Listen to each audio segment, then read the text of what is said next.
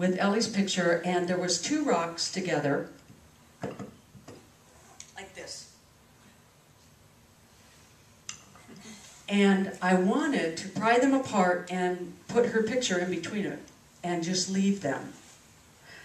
And I couldn't budge the rocks. They were in the water, and the just the tops of it was out, and I just didn't have the strength to move the rocks. And so I sent up a prayer. A little help here would be nice. And a wave, and I mean almost instantly, a wave came and hit those rocks, and they separated, and the picture fell from my hand. I wasn't even able, I was so stunned, I didn't place the picture. It was placed for me. It just slid from my hand, and the rocks closed over it. And this is after I had placed the picture, and this is me not moving for a long time. I was just sat there, awestruck at what had happened. And I felt at that moment that that my prayer had been answered, and that no matter what happened with Ellie,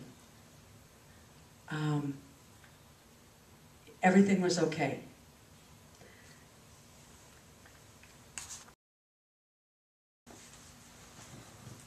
This was a 10-hour tour we were on with Shimon, and he talked the whole time, but he was also very respectful, giving us the time and the space. He stayed away when this was happening, stayed either at the car or off to the side using his cell phone.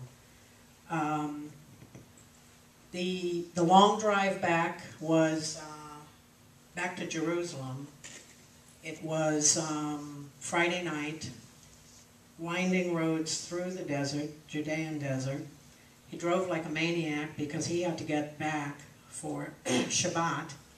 And these winding roads were unforgiving. We got back. This is our hotel, in Jerusalem. It's about no more than a 5-minute walk from the old city. It's called a Pilgrim Guest House. It was built in the 1500s, modernized in the 1800s. Spartan rooms, but absolutely beautiful in its structure. We gathered there every day, and we met in this room, which I referred to as the room of the College of Cardinals, because if you look in this corner here, that's like a velveteen red upholstered upright chairs, and there were 17 of us seated here every morning. We began meditation at 7 a.m. We broke for breakfast at 9, so it was a 2-hour silent meditation. Broke for breakfast, came back at 10 o'clock either for more meditation or spiritual practices, and then got done around 12:30 or 1 o'clock. He gave us a charge while we were there, a charge or a directive. He said, each one of you was chosen specifically to be on this journey, on this pilgrimage, and on this trip. He said that he saw in a vision each of the people, and they were all chosen over a 2-year period of time. And he said, your directive when you go through the next week is no matter what you see, no matter what you experience, no matter what you hear, you are to hold a harmonic balance without judgment. Just hold a balance, a peaceful balance, and hold that energy. In the afternoons, we were in a group or in small groups sent out or taken out to different places. We spent a lot of time in and around Jerusalem. I chose these three pictures. That is the Church of the Holy Sepulchre. That is the Dome of the Rock, Al-Aqsa Mosque. And this is the Wailing Wall, the women's section. This is probably a city that is so holy and so sacred to three of the major religions on earth.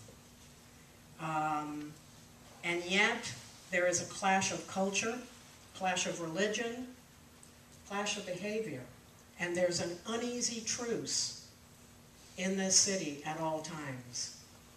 It's a place where the first century, and possibly even before the first century, and the 21st century collide. You've got 35,000 people crammed into a third of a square mile. A third of a square mile. Everybody is built vertically. The whole city it's vertical. There's no place, it's not like Florida, you just keep moving south or north or east or west. It's not going to happen there. Only place to go is straight up. And this is a typical image of walking through. There's stones below you, to the left, to the right, and above you. It can feel claustrophobic at times, but there is an ancientness as well as a rigidity about these stones. And it was something that began to imprint itself, maybe mostly on me, but I think Patricia was affected by it also. I often wondered if the rigidity of these stones contributed to the rigidity of the behavior and the attitudes. And that rigidity was felt most acutely at the Wailing Wall. Coincidentally, I thought that this was such a moving phrase, and yet the things that happened at that site made you question, was the divine presence truly there? But we were charged to hold. The next slide is the men's section of the Wailing Wall. It's not too busy on the day we were there. Lots of soldiers. I can't tell if the soldiers have their guns with them or not. It wouldn't appear so. Okay. Lots of soldiers with lots of guns. In comparison, let's look at the women's section of the Wailing Wall. It was more crowded. When the women, yes? Could you, why is there a men's and women's Wailing Wall? Is there a... I'm glad you asked that question. Is there a scriptural... Men do not fraternize with women. That is it. Yeah. In all of the... Well, same thing with the Arabic culture. The men serve you the food. The men are the shopkeepers. The men are the merchants. The women cooked the food and stayed in the background while the men served the food. This is a land of a lot of separation and division. And the work we were charged to do was to open a vortex and hold an energy so that a different atmosphere could be breathed into that area of the world.